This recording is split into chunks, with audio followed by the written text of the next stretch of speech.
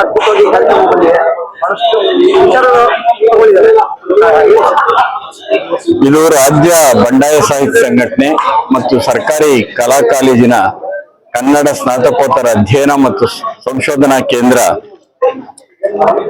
ಎರಡೂ ಸೇರಿ ಮಾಡಿದಂತಹ ಒಂದು ಕಾರ್ಯಕ್ರಮ ಇದು. ಬಾನು ಮುಷ್ತಾಕ್ ಅವರಿಗೆ ಬೂಕರ್ ಪ್ರಶಸ್ತಿ ಬಂದದಿದೆಯಲ್ಲ, ಅದು ಕನ್ನಡಿಗರ ಹೆಮ್ಮೆ, ಭಾರತದ ಹೆಮ್ಮೆ, ಕರ್ನಾಟಕದ ಹೆಮ್ಮೆ. ವಿಶೇಷವಾಗಿ ಬಂಡಾಯ ಸಾಹಿತ್ಯ ಚಳುವಳಿಗೆ ಒಂದು ಸಾರ್ಥಕ ಕ್ಷಣ ಅಂತ ನಾನು ಭಾವಿಸ್ಕೊಂಡಿದ್ದೇನೆ.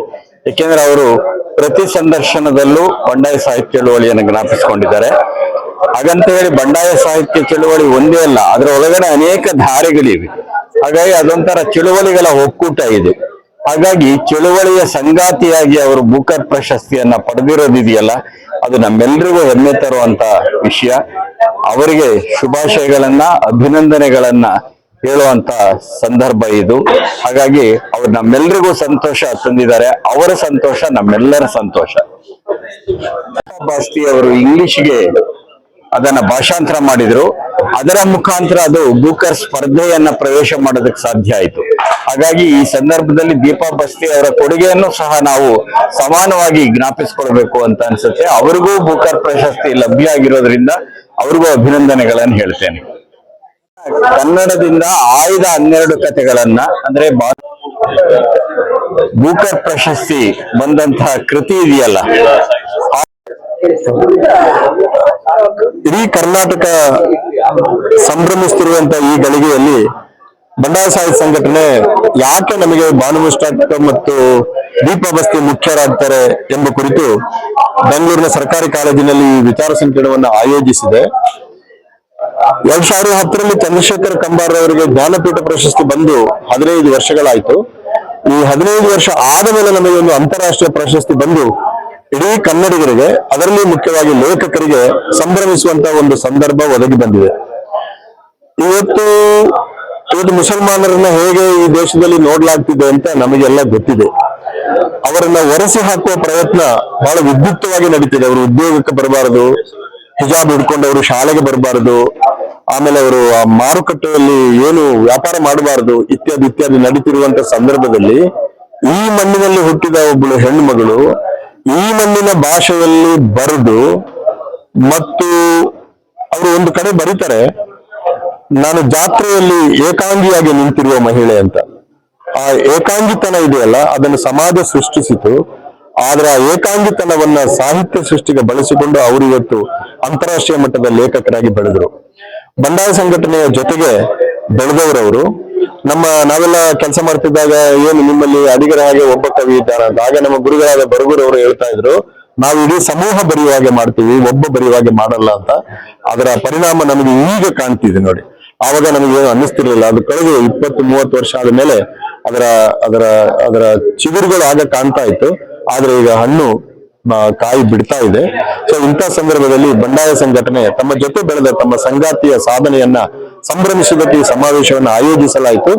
ಎಲ್ಲರೂ ಕೂಡ ತುಂಬಾ ಚೆನ್ನಾಗಿ ಮಾತಾಡಿದ್ರು, ಮತ್ತು ನಾವು ಕೂಡ ಬಾನು ಮತ್ತು ದೀಪಾ ಬಸ್ತಿ ಬಗ್ಗೆ ಹೆಮ್ಮೆ ಪಟ್ಟರೆ. ಮಾತನ್ನೇ ಮುಂದುವರಿಸಿ ಹೇಳೋದಾದ್ರೆ, ಅವರೊಂದು ಮಾತನ್ನ ಮತ್ತೆ ಮತ್ತೆ ಬರೆಯೋರು ನಿಮ್ಗೆ ಗೊತ್ತಿದೆ. ನಮ್ಮ ಮುಸ್ಲಿಂ ಮಹಿಳೆಯರಿಗೆ ಶಿಕ್ಷಣ ಇಲ್ಲ, ಮತ್ತೆ ಅವರಿಗೆ ಅನೇಕ ಸವಲತ್ತುಗಳು ಕೊಡೋದಿಲ್ಲ, ಅದರಿಂದ ಅವ್ರಿಗೆ ಕೊಡಬೇಕು ಅಂತ ಒಂದು ಬರವಣಿಗೆ ಮೂಲಕ, ಮಾತಿನ ಮೂಲಕ, ಭಾಷಣದ ಮೂಲಕ ಹೇಳ್ತಾ ಇದ್ರು. ನಾವು ಬಂಡಾಯ ಸಂಘಟನೆಯಲ್ಲಿ ಅನೇಕ ಸಂದರ್ಭಗಳಲ್ಲಿ ಭಾಗವಹಿಸಿ ಮಾತಾಡಿದಾಗ ನಮಗೆಲ್ಲ ಗೊತ್ತೇ ಇದೆ.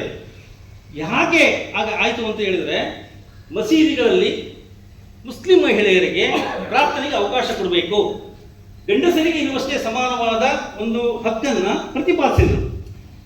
ಅದು ಮುಲ್ಲಾವರಿಗೆ ಬಹಳ ಸಿಟ್ಟು ಬಂದ್ಬಿಡ್ತು. ಸಿಟ್ಟು ಬಂದು ಎಲ್ಲಿವರೆಗೆ ಅಂತ ಹೇಳಿದ್ರೆ, ಅವರ ಕುಟುಂಬವನ್ನ ಅವರನ್ನ ಬಹಿಷ್ಕರಿಸಿಬಿಟ್ಟು ಫತ್ವಾ ಹೊಡಿಸ್ಬಿಟ್ರು. ನೀವು ಮಂಡ್ಯವನ್ನ, ಅದು ಹಾಸನವನ್ನ ಬಿಟ್ಟು ಹೋಗ್ಬೇಕು, ಈ ರಾಜ್ಯವನ್ನೇ ಬಿಟ್ಟು ಹೋಗ್ಬೇಕು ಅನ್ನೋ ಮಟ್ಟಿಗೆ ಬಹಳ ಇಡೀ ಕುಟುಂಬ ದುಃಖಕ್ಕೆ ಈಡಾದ ಸಂದರ್ಭ. ಸರ್ ಈ ಕಡೆ ಸರ್ ಸರ್